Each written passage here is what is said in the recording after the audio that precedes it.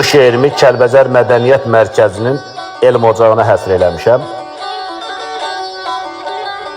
Mədəniyyət Mərkəzinin direktoru Yaşar müəllimə dərin təşəkkürümü bildirirəm və onun kollektivinə minnətdarlığımı bildirirəm.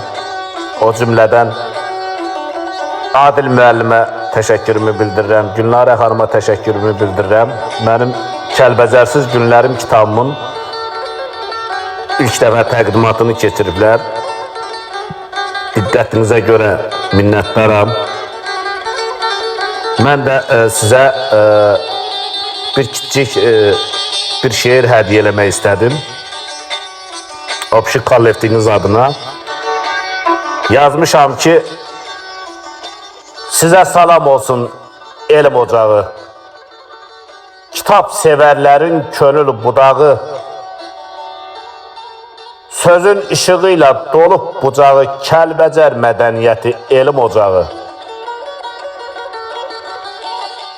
Yaşar bəy zəhmətin uca dəyərli, Adil bəy dəstəyin verir hünəri.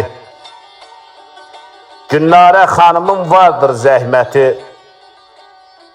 yazarlara verər diqqət, dəyəri.